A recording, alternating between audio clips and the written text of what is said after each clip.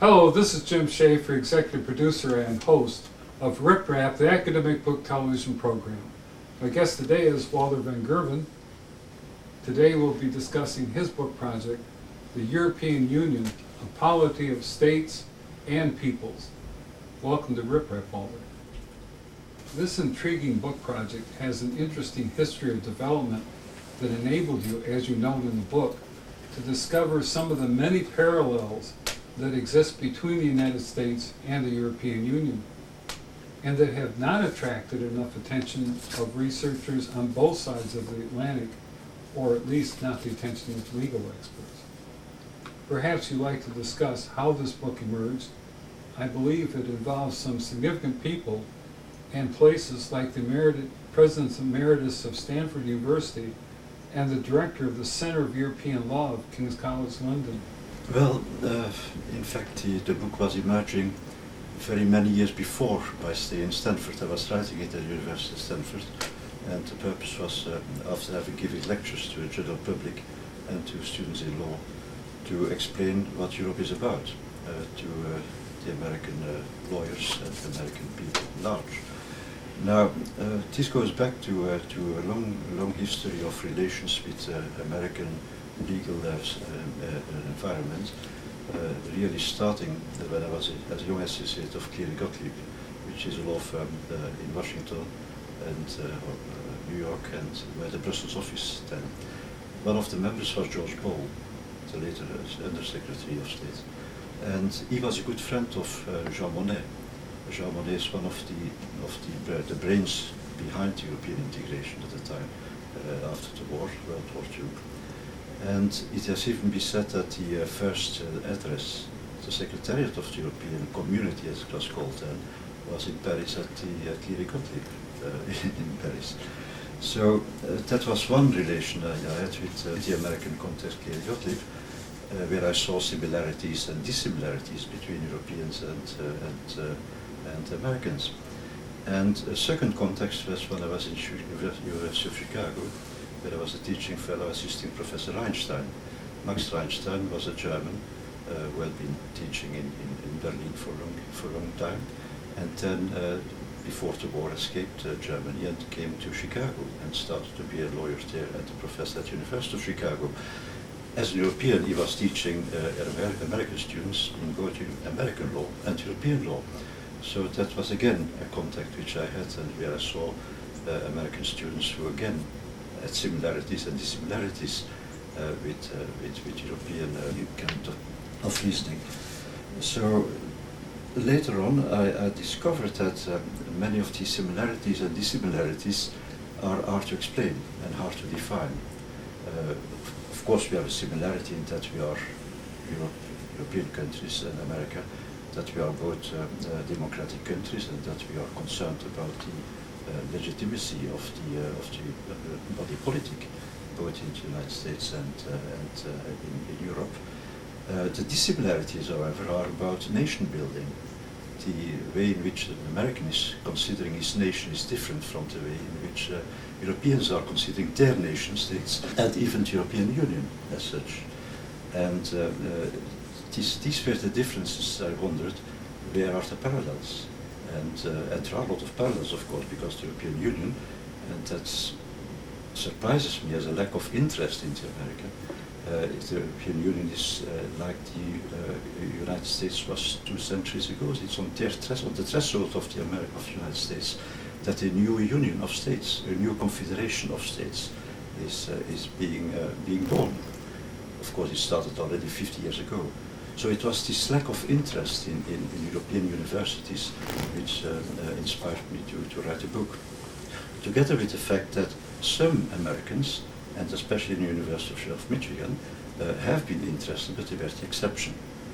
One exception I would like to mention is Professor Eric Stein, who very early back in the 50s or the 60s was writing nearly the first case book on European law, together with a Belgian, Michel Delbrouck. And but apart from Michigan, in Chicago or Yale or Harvard, there was no real academic interest in the European Union at the time. That came much later. And so that's strange, is not? something is happening in Europe not far away, after all, the threshold of the United States, which is a repetition to some extent of what has been happened here many centuries or 2 centuries ago. And where are the differences, where are the similarities, where are the parallels? So that was the purpose of the book here. How did Stanford University get involved? Stanford University was involved because one of my friends at University of Chicago, Gerard Kasper, became the president of Stanford University, and we have always been very good friends since the 70s. And so we were in contact, and once in the morning he called me, it was 5 in the night, that I was coming to Stanford to give a series of lectures on the European Union, and especially on the democratic processes in the European Union. So that's how I went to Stanford for 6 years, 6 months in 2002, and again in 2003 for 3 months to finish my book there. And the director of the Center of European Law of King's College? It's not so much King's College. I think it's at Stanford itself. There is an Institute of International Studies, and that is David Holloway. Now he's Irish of origin, as many Americans are, and because that was pleasant to find out being there. That I remember my wife and I were at a dinner to welcome us, and around the table there were 15 people. We found out that 13 of them were of very not too distant European origin. So that was a pleasant way of getting discussion.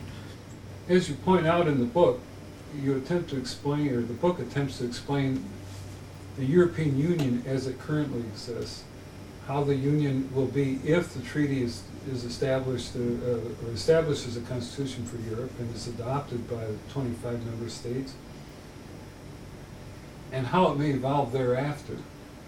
Although this is a very challenging and complex task, perhaps you could provide a sense of how the European Union has evolved and functions in terms of its institutions, identity, and values. Well, again, that's already a long history, although only 50 years. But when one looks back and sees what Europe has achieved in these 50 years, that is amazing. It all started in 1952, which means 7 years after the war, after the war was finished. It started between 6 countries, 6 countries which had fought each other in the war. France and Germany, which has fought each other for centuries, and also through the Second World War. Italy, which was on the side of the Germans in the beginning, and then the Benelux countries, Belgium, the Netherlands, and Luxembourg.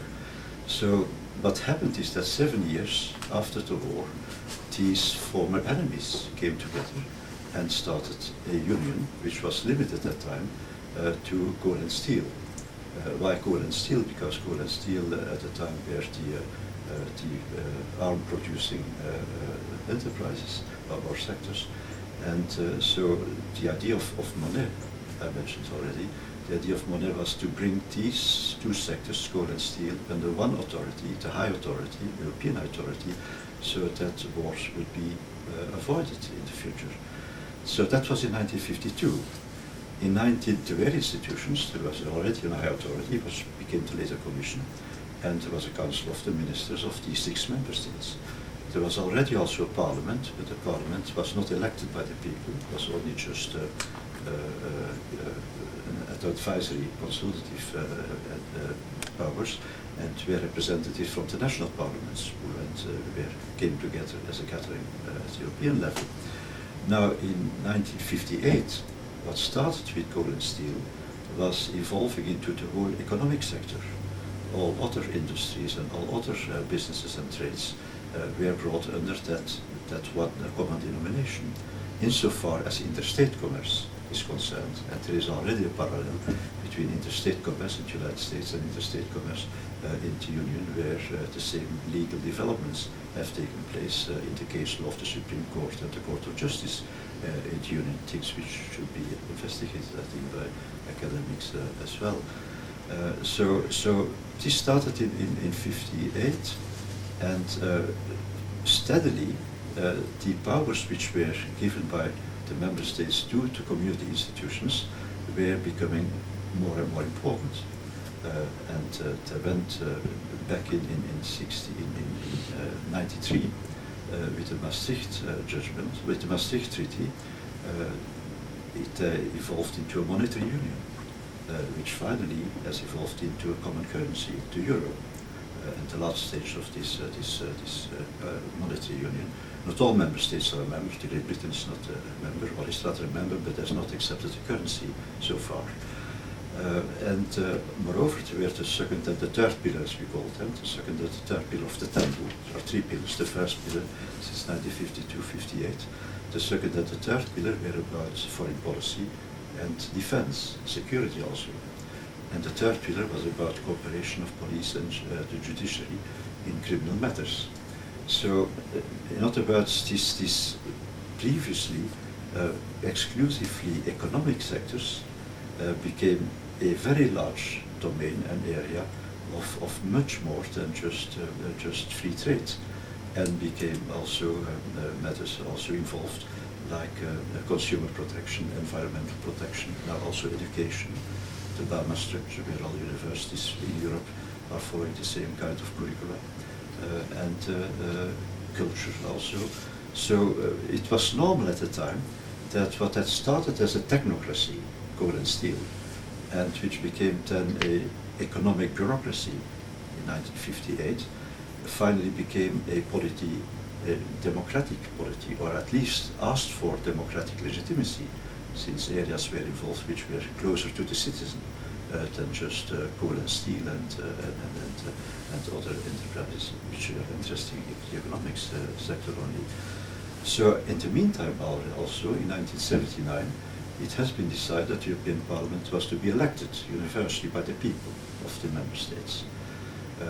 That was at the time when there were still 6 member states, later 12, later 15, for the moment there are 25 member states. The European community started with something like 150 million people. It has now 450 million people and more to come, so it's the largest bloc in terms of population for the moment. So it became a very large community, and the question that is, and that is the focus of the book, not so much the triumph and the successes of the European Union, which was a free market, an internal market, competition, and so on, but mainly a question, monetary union, but also a question of democratic legitimacy. In how far is this institution, which is closer to the citizens, which is more and more involving or affecting the life of citizens, the daily life of citizens. It is said that 70% of legislation comes from the European Union in sectors which are transferred by the member states to the European Union. So how, when the community is coming so close to the citizen, how is it going to involve citizens in the way in which it is organized and the way it functions and the way it is evolving and emerging. So that is really the book and looking into institutions, the Parliament, the Council of Ministers, the European Councils, which are the heads of state and government, the summit meetings so-called, and the Court of Justice, the European Central Bank, because there's a European Central Bank now also. So all these institutions which work not necessarily in accordance with close or very accurate separation of power, but intertwined with each other because of these very different multicultural background and multilingual background. There are for the moment 21 languages in the European Union, so legislation is rendered in 21 languages. Case law of the court. That's the problem, which economically and for reasons of efficiency, on the other hand, we consider it richness also, which we call unity in diversity, the diversity of the cultures, the diversity of the peoples. We consider that also as not only as a disadvantage, but also as an advantage. Well, that was the thing that really fascinated me about this, is that you had a convergence or coming together of these countries that have been fiercely sovereign unities on their own. Yes. And then for various political, social, and economic reasons, they're trying to fashion a polity that shares interests and functioning. And this is what you bring to this, is appreciation of the legal, how the attending to the legal issues was a way to weave this fabric that so that it would be functional. And the complexity is just staggering of how many things had, like you're saying with the languages, but also the practices, the ways that each state envisioned itself and how it thought it out to function. There's a lot of complex issues that have to be considered there.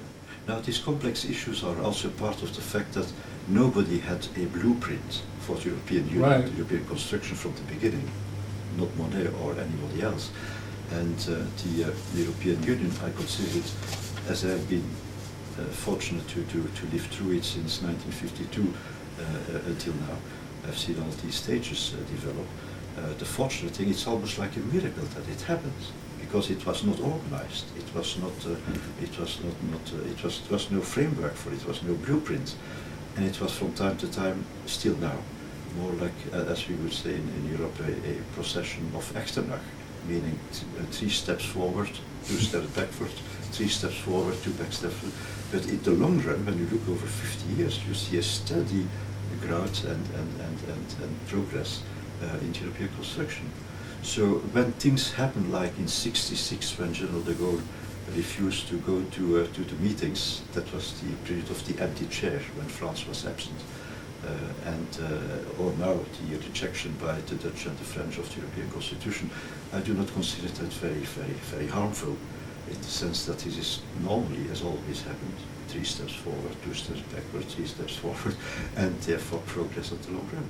It was also fascinating to me that people can talk about doing something in theory, but it's when they're talking about your currency, or how you're going to be ruled, or how your position in that different group is going to be. That's when the reservations start happening and people start having. Well, I'm not sure I want to do that. And Britain was an example of that. We don't know if we want to have our currency changed over.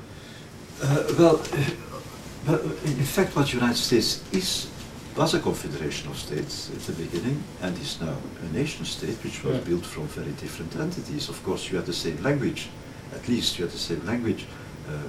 When I was in Chicago, I always heard that Chicago is the largest Polish city in the world, larger than Warsaw. There were more Poles in Chicago than in Warsaw at the time. Now, you have had the luck or the unluck, so to speak, that through the administration, through the army, through the civil servants, you have been able to impose the English or the American culture on all these diverse groups and segments of population which were immigrating and which came into the United States. Is that an advantage or disadvantage? I leave that for what it is. But that's no longer possible in Europe. It is not possible that the army or the administration or the schooling system, the educational system imposes one language. Well, we have now treaties on the protection of minorities, and we have the European Convention on Human Rights, where you have to be able to defend your identity and your identity. So it's impossible to repeat what has been done in the United States. Possibly the United States would no longer be able to do what it has been doing in the past if they were now living at this time, or studying this time of history. So I would think that Europe is not a real nation state. It has not become a nation state, in my view. It will remain, it never will be, we the people, as in the American Constitution. It will always be European states and peoples. Peoples, plural, not people.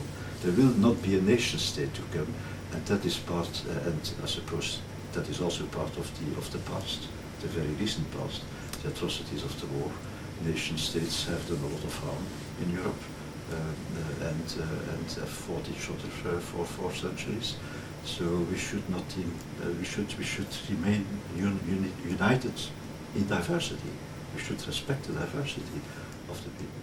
Well, I just want to add, the thing is, there is this extended dimension to all countries, including the United States, and what happened on September 11, 2001 is an example of that. Yes. There are other elements who are involved, and that's true certainly of Europe, but also the United States, that different ways, politically, social, economically, culturally. So that, I think, makes the European Union situation, like you were saying, even more complex, because there are these Yes. relationships and dynamics that are going on in terms of globalization that you can't, it's not like the European Union is functioning in a vacuum. It's functioning with all these other relationships going on. And when I mentioned Turkey being close by Iraq, well then that involves Iraq and Afghanistan and all that. When we're talking about Germany, we're also talking about the East European countries who are wanting to become involved. And all those put stresses and strains on this attempt to form a polity. Well, I think that's one of the difficulties and mortgages really, which is posed on the construction. That is to now, where does Europe end, geographically and culturally? After all, in the treaty it should be European states, but this was no longer followed when Cyprus was joining, because Cyprus is in Asia, in small Asia, whereas if Turkey would join, and that's one of the problems, where does Europe end? If Turkey would join, surely the most developed part of Turkey is in Europe, but the largest part is in Asia. If Turkey joins, because it's part of European history, certainly, why should Russia not join, which is also part of, if they would like to, which is also certainly part of European history. But that means that the neighbor of the European Union is China. So you cannot go on like Just keep following it out. You will have to stop somewhere, and that's one of the difficulties. Now, moreover, the natality rate in European countries is very low, so it's mainly the immigration, the waves of immigration, which are supplying the population of the future. Yeah, in this global world of politics now, there's an enormous amount of movement and migration. But one of the things I have to ask you is a progress report on how this attempt to establish the polity is going for an elected parliament, a multi-party consensus government, and a council of ministers and so forth. In the book, you provide an epilogue that provides a sense of what's happening, but how's it going? What's the latest on this? Is it coming together? Well, the epilogue was written because in the meantime the European Constitution was in progress, which already was in progress when I wrote the book, but these were new developments which I had to describe in the epilogue. But how will the future look? The rejection of the Constitution, although I do not attach much importance on it because we have constitutionalism and the written text is something which will come about sooner or later, and this was a much too large text. But the problem with this is that what was I going to say? That European entity is not well defined, and that we will have to find out where culturally now and socially which kind of Europe we want. The rejection was not so much the idea of Europe, I think, but the social phase of Europe, the fact that Polish immigrants are coming into, because it's a new member state, coming into France at lower rates and things and so on and so on, that Turks will be able to, and a very strong Islam, therefore presence, which are not considered to be real Islams by the other Islamic countries, but nevertheless. So all this will certainly complicate matters. And where do we go? I think what we certainly will have to draw as a lesson from this referenda is that it will no longer be possible that the elite is deciding where Europe goes. Whether that's an economic and political, academic or cultural elite, I don't mind that we will have to ask the advice of the people. Not in referenda, because that was, I think, a stupid thing to do in some countries. How can you answer yes or no on a legal text of 450 pages, whether you are in favor or against it? If you would have asked, for example, to the European people, even in a referenda, would you like that Europe speaks with one voice in international matters? I'm sure that the answer would have been for 70% yes. Or would you like that you Europeans, at the occasion of parliamentary elections, have a say in appointing the President of the European Commission? I would think that 70% of the people would have said yes. But if you ask are you accepting a text of 450 pages, 500 pages with 450 very long and ununderstandable articles? Are you in favor, yes or no? That's a stupid thing to do. And so it was an announced suicide almost to say that this was going to happen, and I do not consider that to be. Nevertheless, the people will have to be involved. In my view, there will have to be involved 2 political parties and 2 elections, which we already have. Your parties we have, but in which much more specific questions are laid before the people by the political parties who take issue on it as part of their political platform. And then once the voters have brought expressed their preference, then, like in a parliamentary democracy, the leader of that political party, the major political parties, in a coalition with others, because he will not have the majority in the European Parliament, will then have to decide whether they are going in favor for a constitution or against. Probably they will go in favor. It will be a shorter text, and it should be a much shorter text. So involving the citizens more through political elections and parliamentary elections is, I think, the way forward. Yeah, if you have just a couple of people meeting around a table and you've got crisp paper that has just, you know, and then they have their brief with all the, and they'll have done their homework and read it and they'll be prepared to answer that. But when you have citizens looking at something and you have a big, like you said, text to look at, the process is probably messier and more, you know, and there's more ups and downs as far as having it happen. But I do agree with you that if you take the elites out of it, now you're going to, sooner or later we'll get there, but it's going to be a more complex.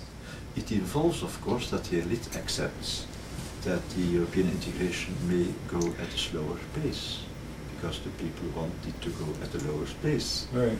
And that they are not maybe no longer be able to drive it forward with figure. And some people may resist at first anyway. They may say, well, I want to be able to say no. Then you prove to me that you're serious about this and how it's going to work. The thing of the rejection of the Constitution in France and in the Netherlands is that the alliance against the Constitution is the extreme right and the extreme left, which are both anti-European. One because they are nationalistic and not for supranationality, and the other because they are against market economy. So these were the two unlikely allies which found themselves in joining in the rejection of the Constitution. Well, I found the book really interesting. It's a topic that at first you think, well, that's kind of an abstract thing. But it really has a richness in talking about diversity and how all these countries are trying to work this out. And so I thought your book was very well done. Thank you for being on RipRap. Thank you for expressing this opinion, and thank you for having been here.